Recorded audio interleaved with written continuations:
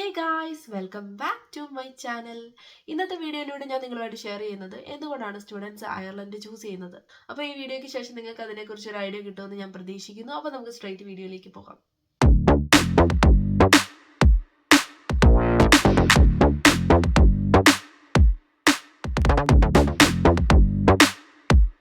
Students Ireland choose ചെയ്യാനായിട്ടുള്ള പ്രധാന കാരണം മറ്റ് കൺട്രീസ് വെച്ച് നോക്കുമ്പോഴത്തേക്ക് അയർലൻഡ് കുറച്ചുകൂടെ safe and peaceful കൺട്രിയാണ്.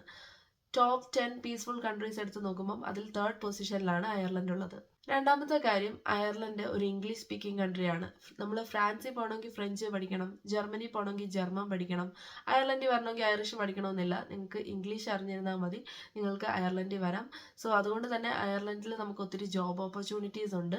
Job opportunities എന്ന് പറയുമ്പോഴത്തേക്ക് ഒത്തിരി ഫേമസ് ആയിട്ടുള്ള കമ്പനീസിൻ്റെ ഹെഡ് ക്വാർട്ടേഴ്സ് ഒക്കെ അയർലൻഡിലാണ്.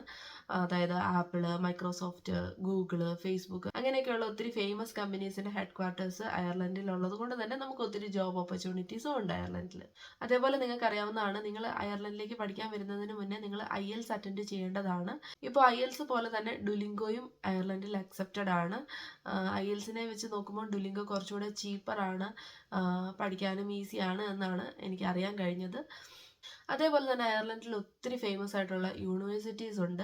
അത് ഏതൊക്കെയാണ്, അവിടുത്തെ കോഴ്സസ് എന്തൊക്കെയാണ് എന്നൊക്കെയുള്ള ഒരു വീഡിയോ ഞാൻ ഓൾറെഡി ചെയ്തിട്ടുണ്ട്. അതിൻ്റെ ലിങ്ക് ഞാൻ ഡിസ്ക്രിപ്ഷനിൽ കൊടുത്തേക്കാം. കാണാൻ താല്പര്യമുള്ളവർക്ക് അത് കയറി കാണാവുന്നതാണ്. സോ ഈ കോളേജസ് എന്നൊക്കെ പറയുന്നത് ഇന്റർനാഷണലി റെക്കഗ്നൈസ്ഡ് ആയിട്ടുള്ള കോളേജസ് ആണ്. സോ ഇവിടെ പഠിച്ചിറങ്ങുന്ന കുട്ടികളുടെ സർട്ടിഫിക്കറ്റ് എന്ന് പറയുന്നത് വേൾഡ് വൈഡ് വാലിഡ് ആണ്. ഇനി നിങ്ങൾ വെയിറ്റ് ചെയ്യുന്നത് സ്റ്റേ ബാക്കിനെ കുറിച്ച് അറിയാനായിരിക്കും അല്ലേ. സോ നിങ്ങൾ ബാച്ചിലർ ഡിഗ്രി കംപ്ലീറ്റ് ചെയ്യുകയാണെങ്കിൽ നിങ്ങൾക്ക് 1 ഇയർ സ്റ്റേ ബാക്ക് അയർലൻഡിലുണ്ട്. മാസ്റ്റേഴ്സ് ഡിഗ്രി കംപ്ലീറ്റ് ചെയ്യുകയാണെങ്കിൽ നിങ്ങൾക്ക് 2 ഇയർ സ്റ്റേ ബാക്ക് അയർലൻഡിലുണ്ട്. സോ ഈ ഒരു ടൈം പീരീഡ് തന്നെ ധാരാളമാണ് നിങ്ങൾക്ക് ജോലി കണ്ടെത്താനായിട്ട്. പിന്നെയുള്ള ഒരു കാര്യം വെതറാണ്. മറ്റ് കൺട്രീസിനെ വെച്ച് നോക്കുമ്പോഴത്തേക്ക് അയർലൻഡിൽ ഒരു മോഡറേറ്റ് വെതറാണ്. ഒത്തിരി എക്സ്ട്രീം തണുപ്പുമില്ല, ഒത്തിരി എക്സ്ട്രീം ചൂടുമില്ല.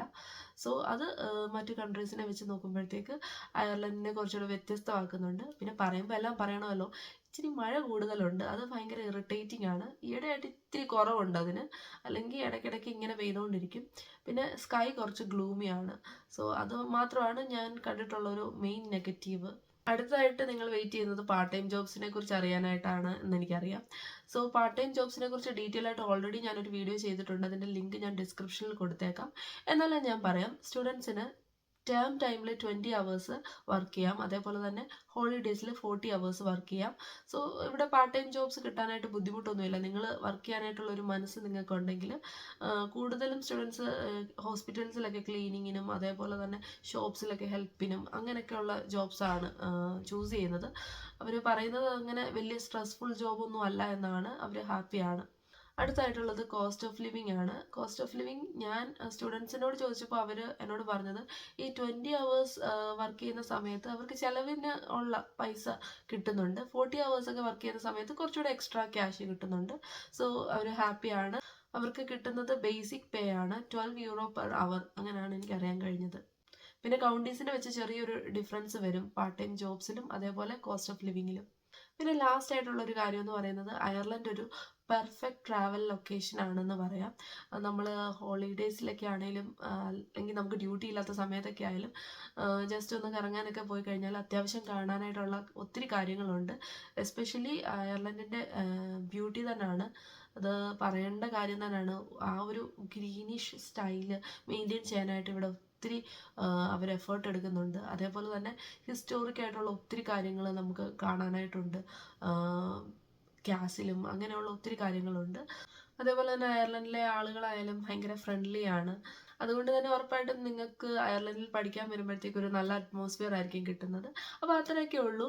ഇതൊക്കെയാണ് സ്റ്റുഡൻസിനെ അയർലൻഡിലേക്ക് ആകർഷിക്കുന്ന ഫാക്ടേഴ്സ് എന്നാണ് എനിക്കറിയാൻ കഴിഞ്ഞത്. ഇന്നത്തെ വീഡിയോ യൂസ്ഫുൾ ആയെങ്കിൽ വീഡിയോ ലൈക്ക് ചെയ്യാനും ഷെയർ ചെയ്യാനും കമൻറ്റ് ചെയ്യാനും ഒപ്പം സബ്സ്ക്രൈബ് ചെയ്യാനും മറക്കരുത്. മറ്റൊരു യൂസ്ഫുൾ വീഡിയോ ആയിട്ട് കാണുന്നവരെ ബൈ ബൈ.